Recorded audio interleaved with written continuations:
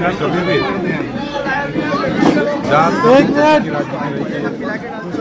माननीय सुलेखा ताई जी ने आरोप लगाया है। सुलेखा ताई हमारी बड़ी बहन है। हमने कभी उनका मान सम्मान का हर बार उनका मान सम्मान करने का ही प्रयास किया। कभी ताई को कोई भी बात को हमने नहीं टाला। हमने हमारे ताई को इतना ही कहा, पिछले बार अजय कदम जी चुनाव लड़े थे, बीजेपी से चुनाव लड़े थे, इस बार अजय अग्रवाल को लड़ा दीजिए। तो थोड़ा मुझे लगता है ताई को उस बात नहीं पटी। उन्होंने मुझे कहा कि चंद्रशेखर बावनकुळे को मस्ती आई है। पूरे कामठी शहर को मालूम है, मैंने कभी जात धर्म पंथ की राजनीति नहीं की है। कामठी शहर में कभी भी किसी को नहीं दुखाया है, किसी को कभी धमकी नहीं दी है। एक वर्ड मुझे बताइए किसी भी धमकी दी है।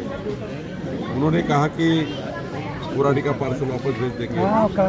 हमारे ही चैनल पे लगता है कि 1,75,000 लोगों ने मुझे वोट दिए और मजबूती से चुनाव जीता है। मुझे लगता है कि हमारी ताई नाराज हुई है, तो उनके खिलाफ मैं कुछ नहीं बोलूँगा। इतना ही कहूँगा कि माननीय सुलेखा ताई जी के सम्मान हम करते हैं, हम सम्मान करेंगे। लेकिन मुझे लगता है थोड़ी दुख की बात है, उन्होंने जो दुख भरी बात कही है, मुझे थोड़ा दुख हुआ है। लेकिन मैं कभी भी चारों बार चुनाव लड़ा, चारों बार कामठी में पीछे हुई, उनके तो आ जाता हूँ, लेकिन कामठी में पीछे उसका मुझे थोड़ा दुख होता है। लेकिन मैं कभी भी कामठी के विकास की योजना को पीछे नहीं रखता और कभी भी मैं किसी का अपमान नहीं करता।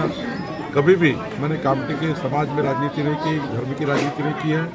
कामठी शहर को संभालने का प्रयास किया है और जब तक यहाँ मैं विधायक हूँ, कभी भी कोई भी धर्म के साथ, कोई व्यक्ति के साथ कभी भी गलत निश्चय नहीं होगा। इतना ही वादा आपके माध्यम से करता हूँ। जनता द्वारा एक सवाल हम लोगों से किया जाता है, पत्रकारों से, कि बावनकुळे साहब काम बहुत अच्छा कर रहे हैं और अभी लाडली बहन की वजह से बहुत ज़्यादा खुश थे।